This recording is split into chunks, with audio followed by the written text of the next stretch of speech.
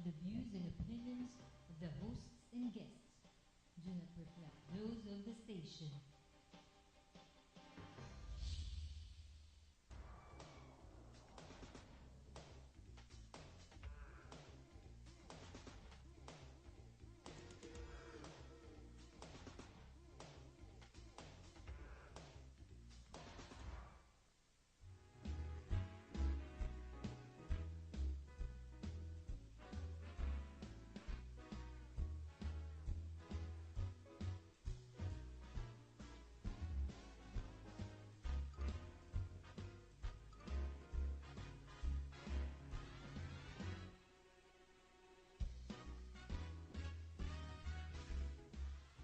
Good morning. Welcome to Expat in Science. I'm your host, Raju Mandhyan.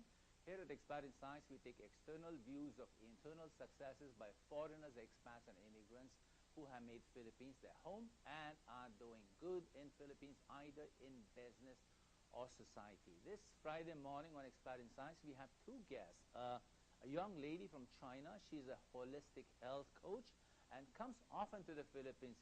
In fact, she recently did some work with Jollibee, and she's here to talk to us about how the human body works as holy ground, or how it is like a temple. And she's a health coach, and her name's Cheryl Lynn. Cheryl Lynn, welcome to Expat Insights. Thank you. Thanks for having me. I'm really happy to be here. So Cheryl Lynn, give us a little bit of a background upon yourself. Where do you hail from, and how do you become a health coach? Well, I was born in California, and my parents are originally from Taiwan. So I also lived in Taiwan for a bit, and that's where I learned my Chinese. And then in 2000, my mom's job actually brought our whole family to Shanghai. So we've been based in Shanghai for quite some time. And how I got into health really is, it'd have to be when I was studying abroad. I was in Hong Kong for university and had to start preparing my own foods. And naturally, I just started to become more aware of the foods that I was putting into my body, and I came across a lot of great resources. And it just dawned on me that you can have really beautiful looking food, really tasty food that is completely healthy for your body as well, and it can make you feel good.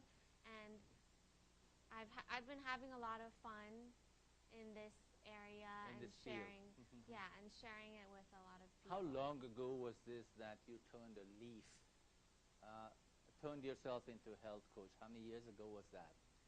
Well, actually, I took a program based in New York City called Institute for Integrative Nutrition, and I graduated last year in October. All right. So that's when I became a certified holistic health coach. Oh, so the course itself was a certification? Yes.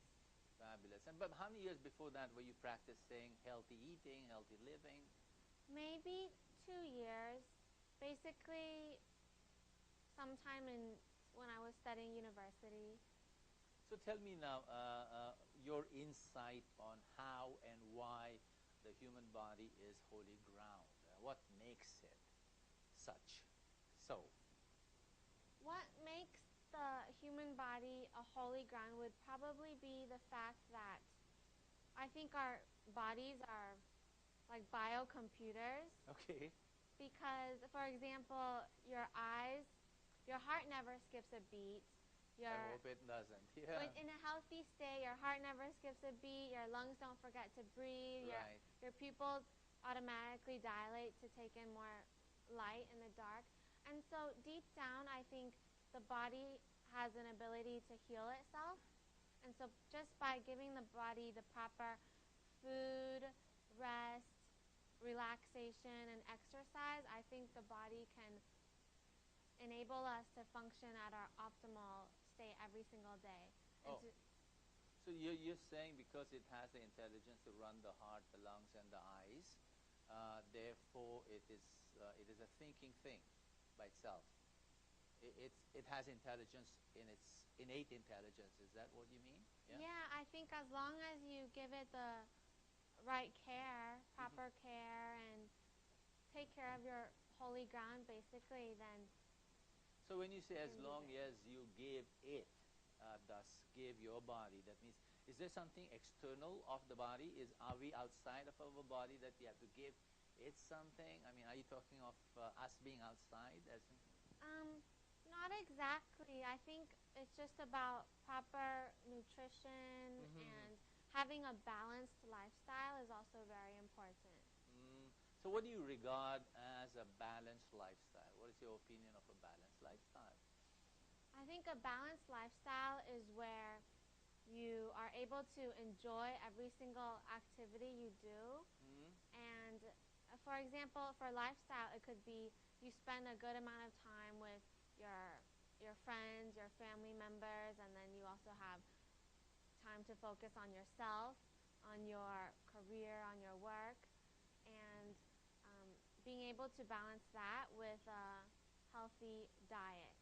So optimum amount of involvement in eating, playing, living, that would be balanced. How would we Definitely. know what is optimum? Where would the measure come from? Saying that, oh, I had enough of fun, or I've had enough of nightlife, or enough of drinking. How would I know that? It's really hard for me to be able to tell someone else that because I think every person is different. And as long as they're able to, personally, I think if I'm able to wake up every day with a lot of energy and I'm able to exercise when I want to, eat the foods that I enjoy, and Ah, feel good about it, oh, okay. So as long as you feel fresh, that would be a good conscious, way to put it. proactive, you know? Yeah, Yeah, proactive. Because some people proactive. wake up, oh my God, I don't want to get out of bed. Definitely. Or I got a headache, I got work to do. So if you don't feel like waking like that, you're on good track. You're on a good track. Okay. So what are examples of good food and good living? I mean, how do you nourish and pray to this holy ground? I mean, serve this holy ground. What Mm, are your ideas on good food or healthy food? good foods. Well, there's a term that we like to use called eating real food and eating whole food. So it's more about eating fresh, seasonal produce as opposed to products that are packaged, pre-prepared, oftentimes overloaded with salt, sugar, high fructose corn syrup, additives, preservatives, all of those things that over a long period of time may accumulate in our bodies and become toxic in the long run. So Mm-hmm. I think it's really about choosing the best ingredients and fresh, whole ingredients. So what whole food is really is foods in their most natural state. I So know. I think I. So you're saying, for example, canned tuna. It would be much better that I catch a fresh tuna in the water and bite into it rather than pull it out of a can. that would be a lot better. Yeah. But So. at the same time, for people who are very busy and they just really need to have a meal fast, then Hmm. I think canned tuna would be better than fast food.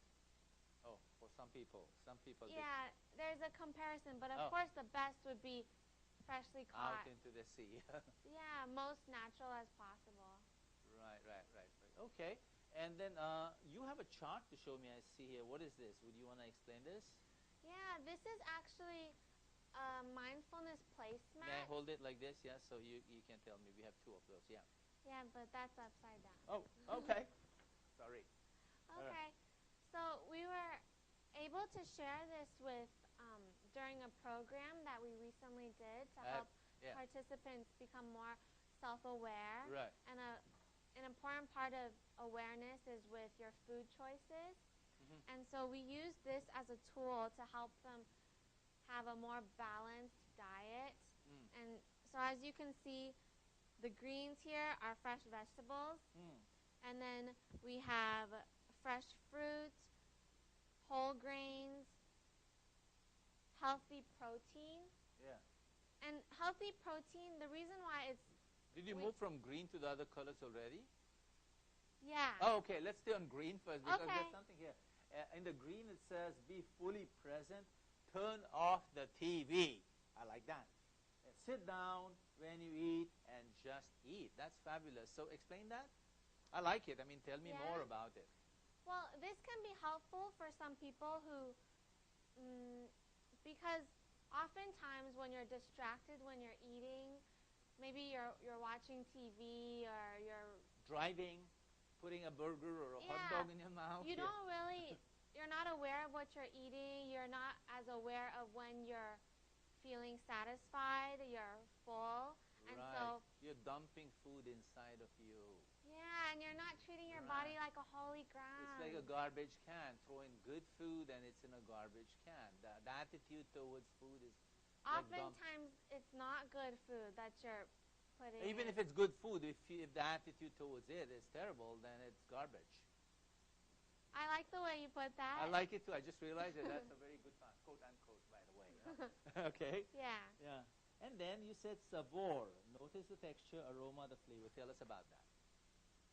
Well, this is another part of mindfulness and being, if you savor your food, I feel like if you savor it, you really enjoy it, then you don't need as much of the food to feel satisfied. Mm-hmm. So oftentimes this can help with people overeating or not eating the right foods. You might eat out of habit, like I'm hungry, I'm just gonna grab a sandwich.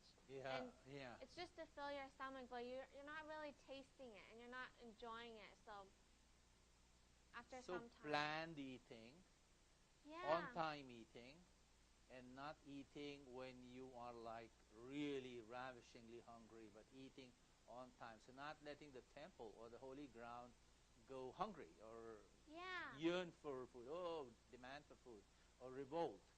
Okay? yeah. All right. And how about the red one, non-judgmental towards food? Or it says speak mindfully and compassionately. What does speaking and talking got to do with food? Well, this part can relate to more emotional and mental health Yeah. because maybe sometimes people feel guilty about certain foods. Really? Chocolate? Yeah, well, they may feel that way, and this is more about honoring your body, honoring your cravings, Yeah. and being positive about yourself. Oh, so thus if you choose, if your physiology demands a certain kind of flavor, cater to it and not feel guilty. Is that what you're saying? So for example, I mentally, consciously prefer not to eat red meat, but there are times that I feel like slicing into a nice piece of steak. Sorry, steak, no? So is that okay? I think that's okay because What shouldn't accompany it is guilt. right. Okay. Because guilt in the long run can be very bad for our mental health.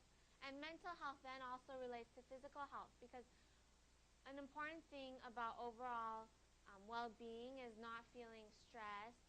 Yeah.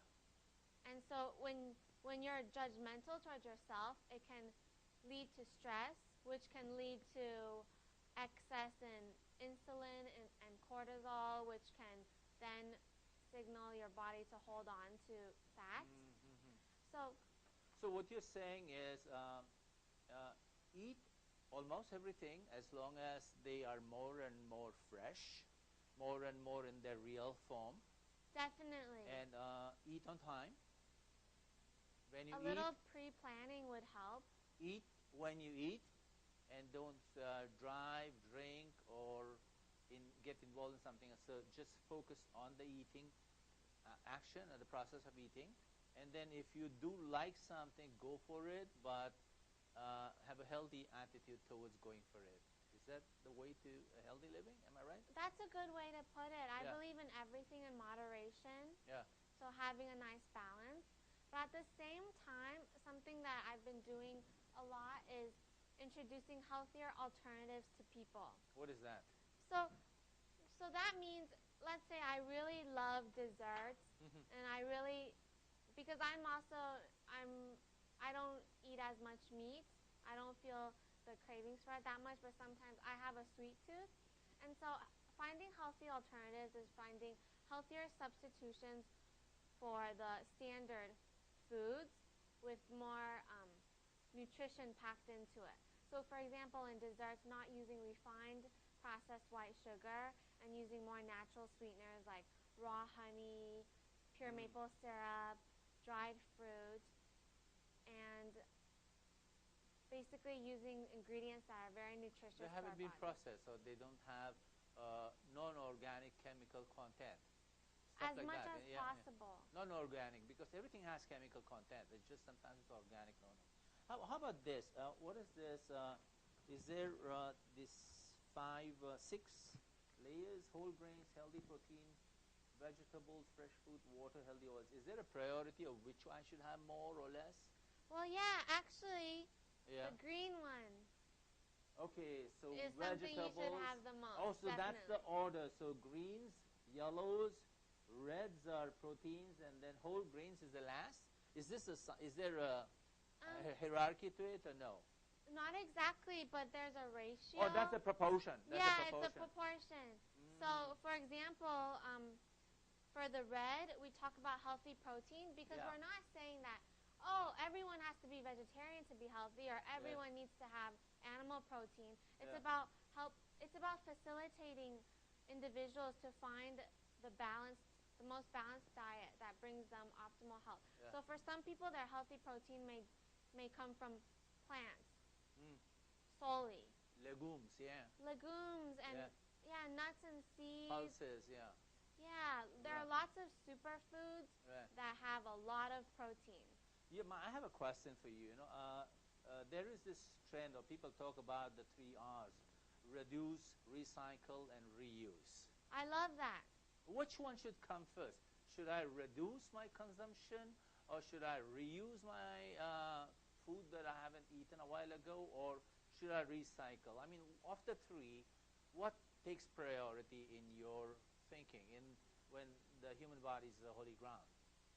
To be honest, the 3 R's, I haven't exactly related that to food consumption that much. It's more about being more environmentally friendly. Yeah, but isn't your human body and then part of the environment too?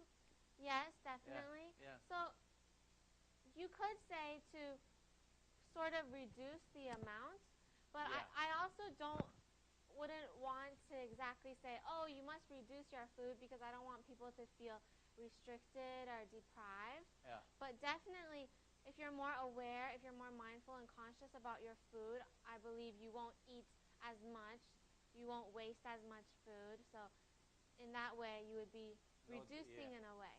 Right. I see French people. I also see some yogis. When they eat, they eat. But I also see French people when they cut into their steak and they chew it.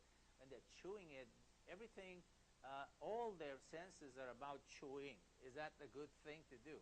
I think that's very good. Chewing is super important for good digestion and savoring the food. Nice piece of meat. But okay, I'm not a meat person.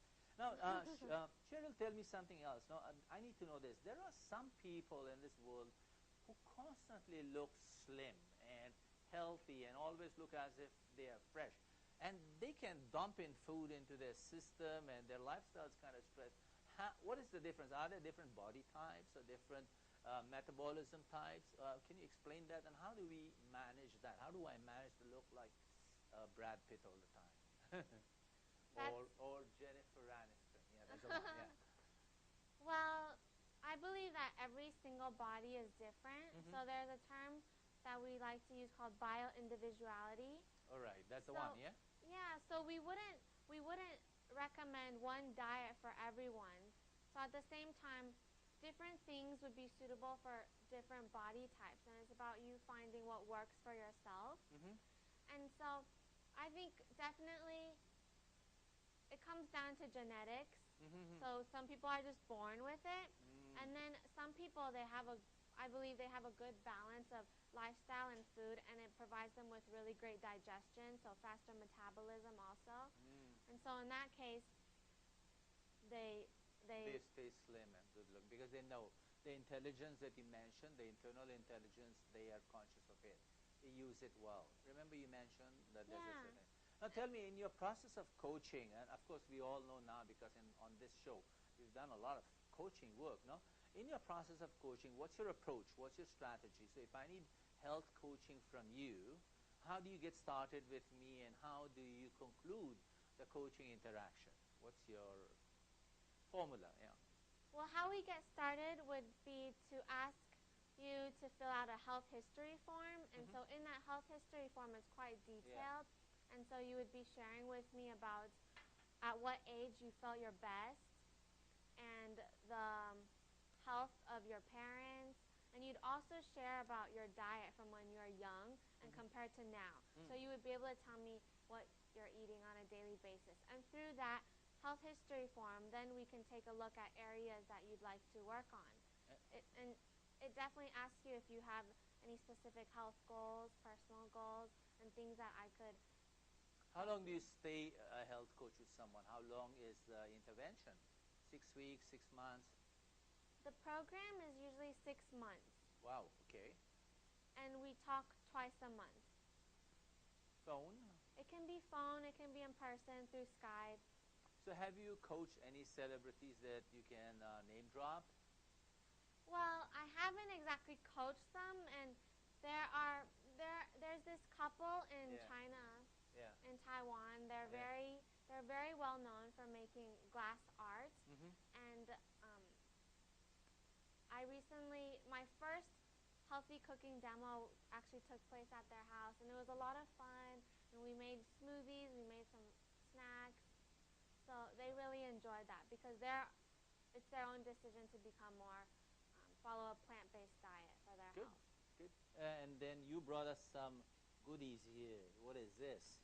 This is what I'd like to share to prove that you don't have to sacrifice taste for health.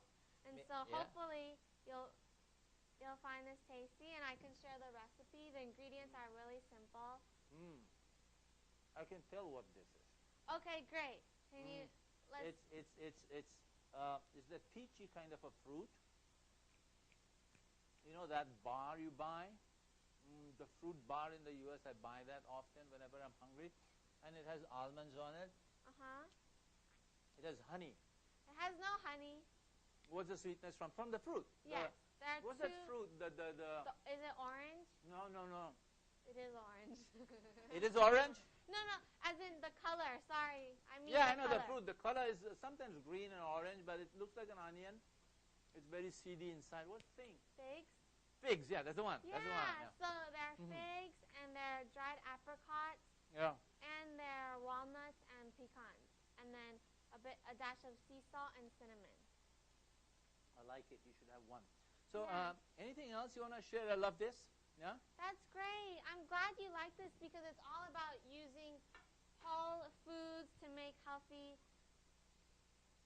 but definitely tasty snacks or food in general. Cheryl, thank you for giving me this little nice, what do you call this? Fruit and nuts, healthy Fig nuts. bites. Yeah, sure. So tell us, how do people get in touch with you, and if you have any last concluding statement to make about the human body being holy ground? Well, to relate to this, I like to use a quote that I read that is, your body is your only home. Okay, like the earth, yeah?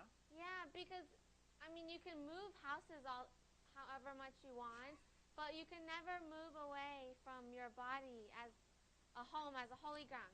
So I guess treat your body, treat yourself well. You can start with your food. Yeah, you cannot leave your body home. No? I'm going, bye. Can't do that. Yeah, or I want a different body, bye. You can't do that. Go shopping for another body. Can't do that. Cheryl, thank you very much for being on Expat Insights. Thanks for having me. And wish you success in your journey and promoting mindful eating, and also promoting the fact that this is a gift and we must really nourish it. So thank you very much. Thanks. So that was Cheryl Lin, I'm sorry, I'm still chewing, from China. She's a holistic health coach. Right after the break, we'll come back and talk to Mr. Vivek Padmanabh. Okay, he'll tell you. And he's a marketing consultant, so stay watching. This is Expat Insights.